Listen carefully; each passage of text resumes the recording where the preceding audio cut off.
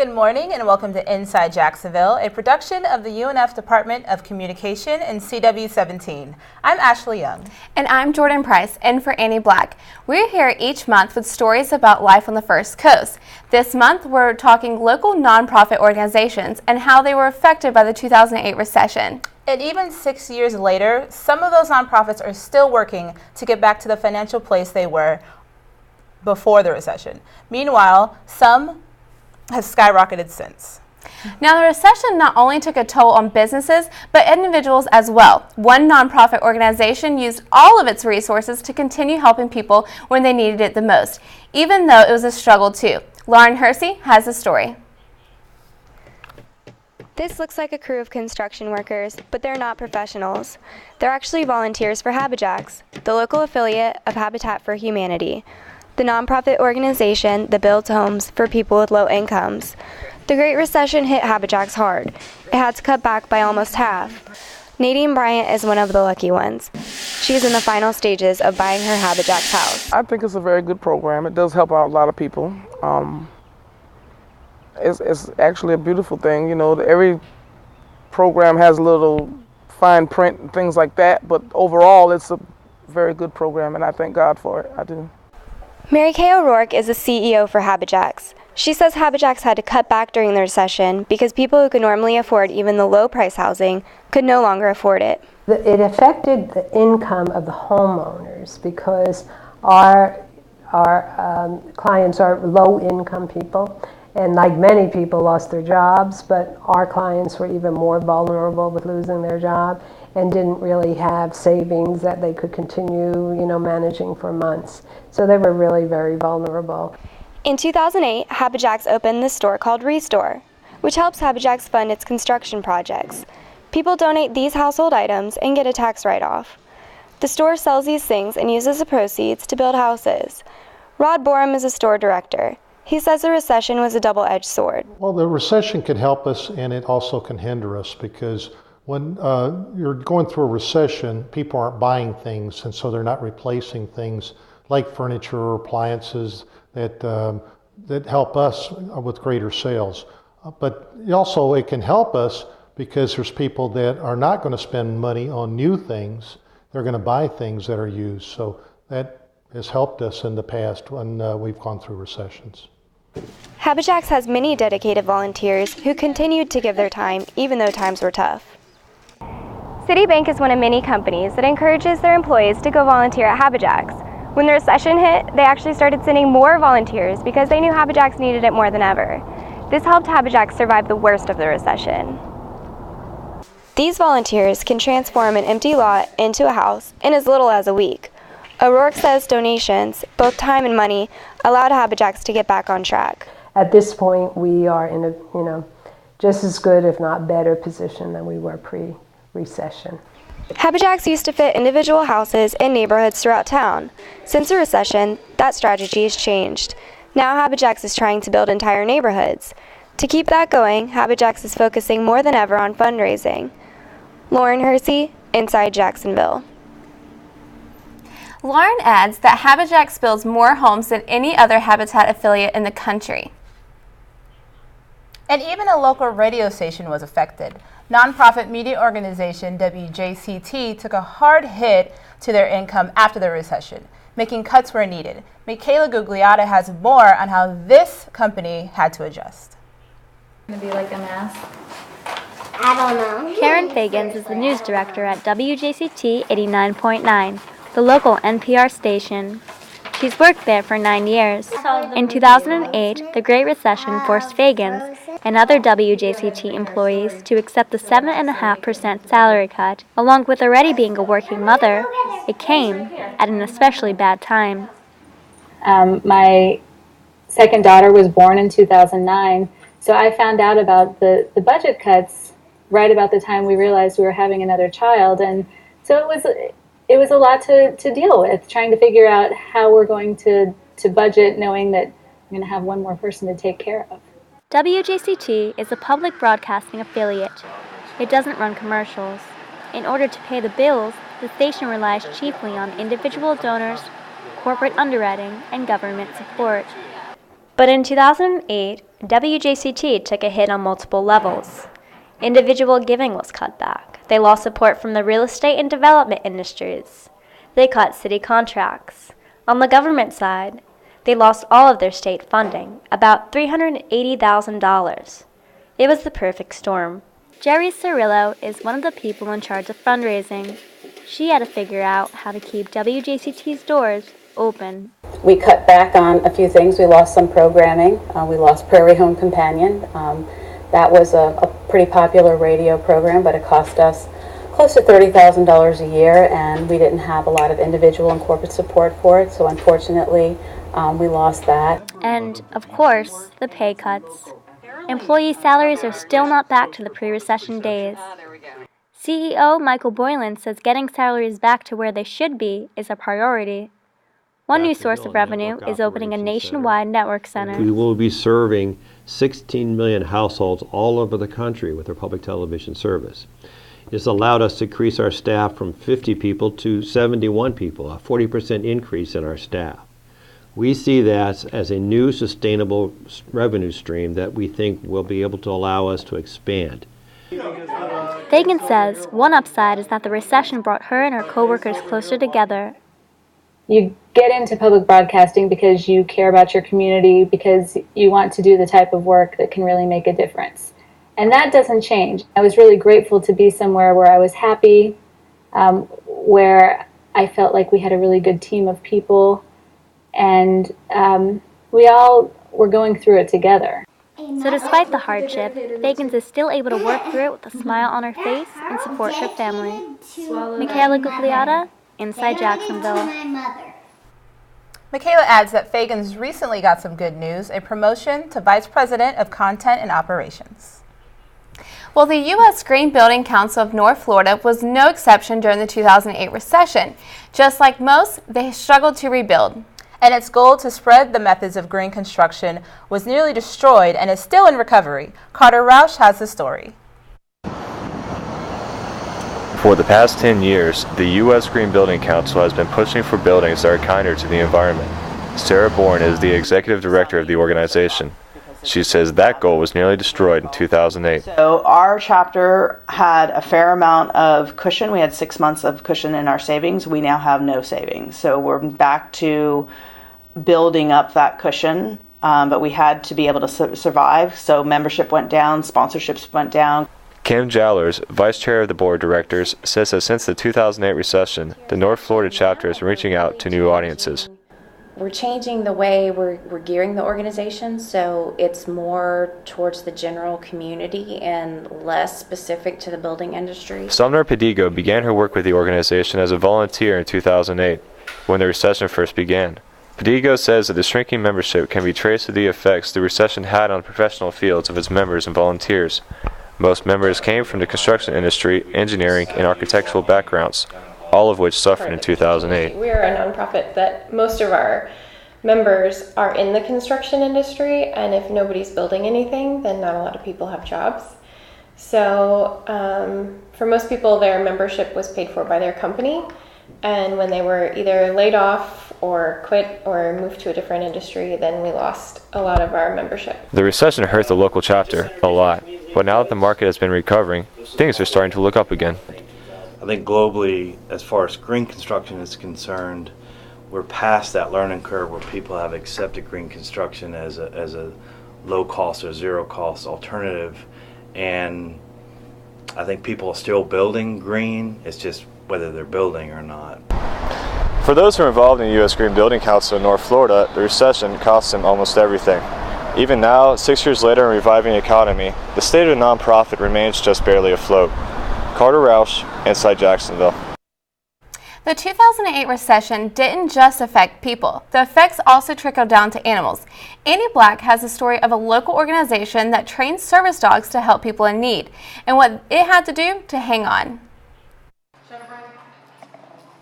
At a community center at Bethesda Park on the north side of Jacksonville, an unconventional class is unfolding. These people with special needs are training and working with service dogs. It's a lot to learn for both the dogs and the people. They must rely on each other to make it work. Florida Service Dogs Incorporated is a non-profit business that hits very close to home for its president. Carol Christofferson is deaf herself and needed a service dog. People could not understand her special needs, but instead of getting upset, Christofferson took the high road. I decided that education has to beat litigation any day. So rather than being angry and fighting for rights, I decided to start a program. For the past 15 years, Christofferson and her volunteers have been teaching both service dogs and people with disabilities. Disabilities ranging from cerebral palsy to post-traumatic stress disorder. They're fortunate enough to use the Jacksonville Park facility for free and work solely off of donations. Still, the group was not immune from the recession, but Christofferson says things are still tough. The few volunteers that come, it's harder for people to come here because they don't have the gas. Even my own volunteers that have been with me for 10 years have an issue with trying to get to places, to doing presentations and demos and training locations. We've had to cut down on some of our trips. We don't go out of town as much as we used to, unless it's absolutely necessary because of the recession. Christofferson said it's difficult sometimes even getting to Bethesda Park because it's 30 minutes away from the dog kennels. But with the need for service dogs, the nonprofit is not giving up. Every volunteer and every client has a unique story. Diane Crossway and her daughter Nikki have been working with service dogs for about a year. Nikki, who has both cerebral palsy and vision problems, didn't always have a service dog. She remembers one time she really needed the companionship. I fell down and had a seizure. And when I did that, I was all bruised up. And I was kind of like, I wish I had a friend. Now, Nikki has a friend all of the time in Shadow. Nikki and all the clients value their dogs. Even the youngest clients, like 13-year-old Andrew Motley, understand it's more than just mental and physical help. There's a saying that says, a dog's best friend, a man's best friend is a dog. These service dogs are trained to handle all sorts of emergency situations, and of course, they're emotional companions. It may be harder now, but Florida Service Dogs is still plugging away. Inside Jacksonville, Annie Black. Annie has another positive element to this story. Most of the service dogs come from shelters around the state and were saved from being put to sleep. Saving Jacksonville one pet at a time. How the recession affected First Coast No More Homeless Pets, financial standing. Plus, students helping students. How they're passing on the knowledge and how this nonprofit has had to cut back.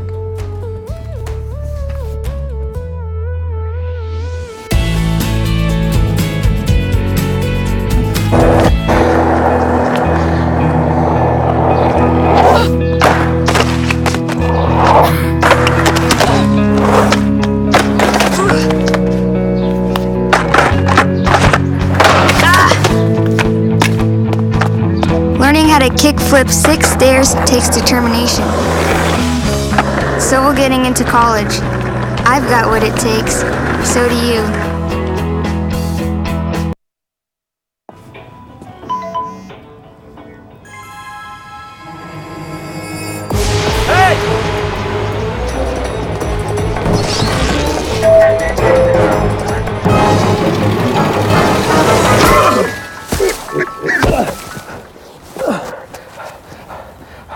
So, same time next week? Well, of course. Put away a few bucks, feel like $1 million. For free tips to help you save, go to Feed the Pig. When hard times hit, taking care of kids is more of a priority than taking care of pets. So many end up on the street or dropped off at shelters. I interviewed one nonprofit organization in Jacksonville that has taken the initiative to find new homes for some of these pets. Take a look. People line up hours before the mega pet adoption at the Jacksonville Fairgrounds. Volunteers from all over the county help bring these pets from shelters, all in hope of finding them new homes. Amy Pasquarelli is looking for a pet. She says finding a good pet isn't easy, and that's why she's here. It's nice because you can look at dogs from all over the counties without having to drive around, because we have been looking for about a month or two, and it's a lot of driving back and forth. The group behind the pet adoption is First Coast No More Homeless Pets. It provides a low-cost veterinary care to the public, a free pet food bank for pet owners in need, and a spay and neuter program, nearly 30,000 surgeries in a year. First Coast started its big expansion into a new building 6 years ago. Development Director Nicole Brose said the timing was unfortunate. So the recession really hit exactly the time when First Coast was growing and expanding leaps and bounds, and so it definitely did, shoestring budgets. With the recession stressing its budget, Brose said First Coast had to rely on donations and help from the city. So of course raising money, trying to get into a new building, and trying to do more and more spay-neuter surgeries. We didn't start out doing 29,000 surgeries a year. After the recession, it's kind of interesting for us because we really just kind of got launched full force in 2008. So generous supporters have enabled us to really expand and grow and add more life-saving programs. All First Coast events rely on volunteers. That means people such as Elena Marshall are critical. This is actually my first volunteer event, but I do love the vibe and how people are being very friendly and are willing to come and adopt a pet that's either been through something or just wanting to make a better life for it. The organization holds 4 mega adoption events a year, plus several mini events. So after watching that package, do the spay and neuter programs, are they actually effective? Yes, they actually seen a 90% decrease in the number of pets actually being put to sleep. That's actually the top in the country. Well, that's actually amazing. And I heard that others, most of the vets, aren't they all volunteers? Some of them. There are some paid and some that are volunteers. Well, that's good to know. I know. Well, Nonprofit Junior Achievement sparks student development here in North Florida by empowering young people to own their economic success. But they couldn't help out as much after the recession made it hard to get supplies. Jasmine Skinner has the story. Lee High School students are teachers for a day at Pinedale Elementary School. It's a Junior Achievement volunteer program. The high schoolers read stories to younger kids. Kevin Boo is one of the Lee students who got the opportunity to teach in front of the class. Volunteering for JA is important for me because it helps me to develop a type of career that focuses on educating young kids for benefiting them of future success, and important for me so I can have experience in my life. Pinedale Elementary students like Laurel Bryant enjoy the hands-on activities and the big kids. Because when you grow, you don't know what you're supposed to do when you go. Like if you want to be a nurse, and that's when you don't know what to do. So that's why they're helping us learn about jobs. In classrooms just like the one behind me, Junior Achievement volunteers come to teach students about financial literacy and career development. During the recession, nonprofit employees like Teresa Smith had to relay the bad news to worthy clients all around town. We always love to give our program materials, and they cost about $100 per kit.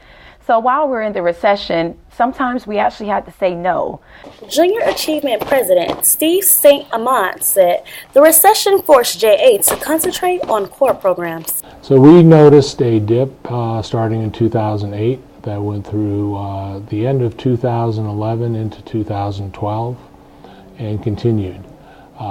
We kept growing in terms of student reach, but not at the pace that we had before. We didn't hire any new program people. We kept staff at level staffing, and for the most part at level salary. Right now, programs like this at Pinedale Elementary are stronger than ever. That's because St. Amat said they are getting more donations than before with their new fundraising strategies. Jasmine Skinner, Inside Jacksonville. And when we return, a local nonprofit focuses on cancer patients, how they fared in the recession, and what they're doing to make treatment more comfortable. Plus, local nonprofit HandsOn Jacksonville takes a hit, what they sacrificed to make it out of the recession.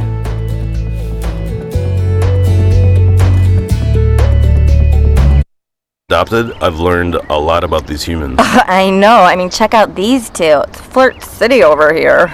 I think she's getting his number. Nice. Your human's got some sweet moves. Takes after his dog. So, I got this new family.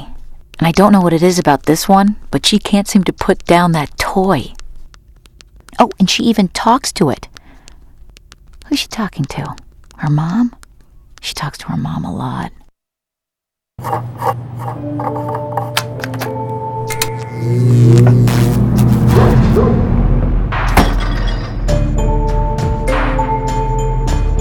Traditional light bulbs actually generate 9 times more heat than light. Switch to Energy Star light bulbs, and you'll realize just how much cash you are really burning through. Saving energy saves you money. Learn more at energysavers.gov. The 2008 recession took a toll on many local nonprofits across the community. One area nonprofit explains they might aim to step up their hands-on network. Sharday LaRoche has a story. This team of workers may be small, but members of this team gathered more than 11,000 volunteers to volunteer for projects vital to the First Coast. Judy Smith is president of HandsOn Jacksonville.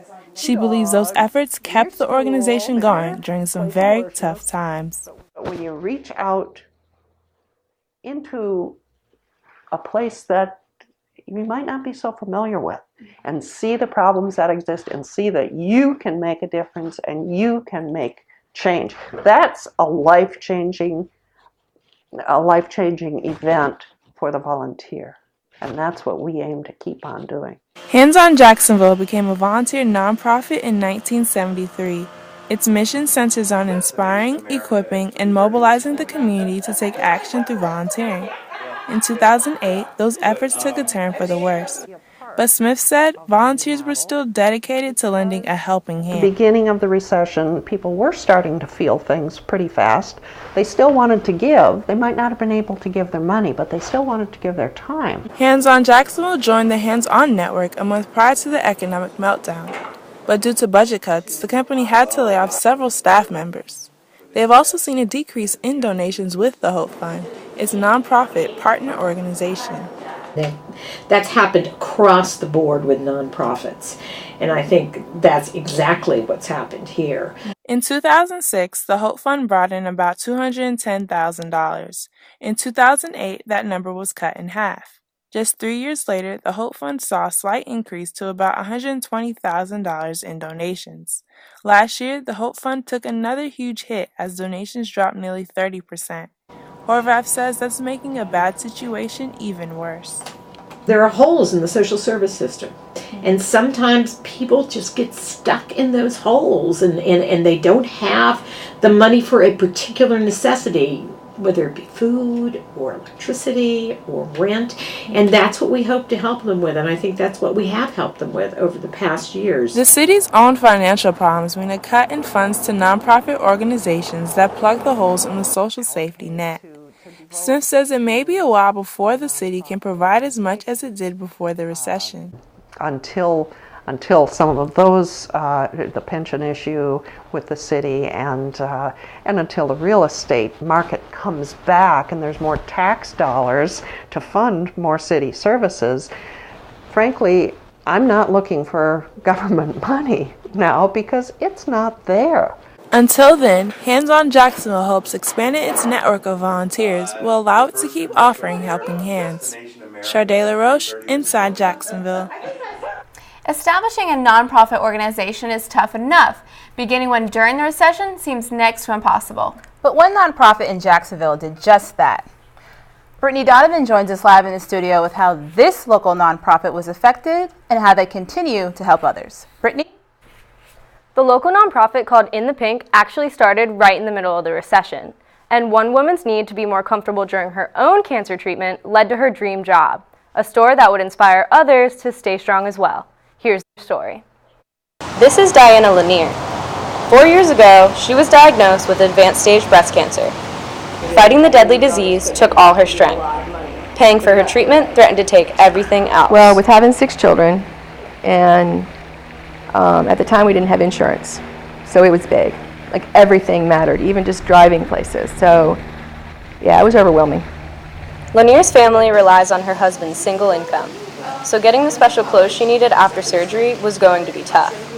That's when she turned to an organization called In the Pink. You can tell that the people there understand what you're going through immediately. Like, it's warm, it's loving. But they actually offered to provide me with the garment I needed. And it just meant so. I was in the back room just crying. Yeah. In the Pink is a nonprofit boutique for people living with cancer. The store provides everything a cancer patient needs during treatment. Cancer survivor Jerry Millard opened the store in 2009, just as the recession was tightening its grip on the economy. I had to pull out every credit card I owned at the time and start charging things to get it built out and get the stock ordered and those kinds of things. Nobody would lend money at the time, especially for a new concept. So that was my only choice. And Millard got the idea for In the Pink during her own treatment. She wrote in a notebook all the things she'd wished she'd had access to. 8 years later, she saw this boutique on 3rd Street in Jacksonville Beach go up for lease. She knew she couldn't wait. Millard added a room for a salon and ordered medical equipment with her credit on the line. Licensing and insurance were also expensive. With no budget for marketing, she had to rely on word of mouth. What happened? She visited doctors' offices and hospitals to get the word out. Certainly the emotions involved were very, very close to my heart. As a 2-time survivor, I just felt like something like this needed to exist. In the Pink accepts most insurance plans. Clients pay the balance. If clients can't pay, the items they need are free of charge, covered by donations and fundraising events. Business has done so well that Millard opened a new location in downtown Jacksonville and a third in Sarasota. In the Pink has become like a home to many men, women, and children with cancer. Pepper Sherman is one. She recently came in to try on her new wig. You don't really want to walk in to just wig salons and be like, oh, I have cancer, and then everybody's like, oh, I'm so sorry. Da, da, da. You know, you want it to be more just accepting and going, okay, well, let's fit you for a wig. Sherman came to the right place. So it's been good. In the Pink served more than 2,000 people in the Jacksonville area last year. And with help from what she says is a very giving community, Millard has paid back every penny of every loan. In the Pink recently held the Jacksonville Riverboat Festival at the Landing downtown, and the boutique has its own team that meets year-round. Back to you guys. Thank you, Brittany. That's a wrap for today's Inside Jacksonville. If you missed anything from today's program, just click through to our website, go to unfmedia.com, and click on Inside Jacksonville. You'll find expanded versions of our stories, photos, interviews, and other extras. Thanks for joining us this Sunday morning. We'll see you next time, Inside Jacksonville.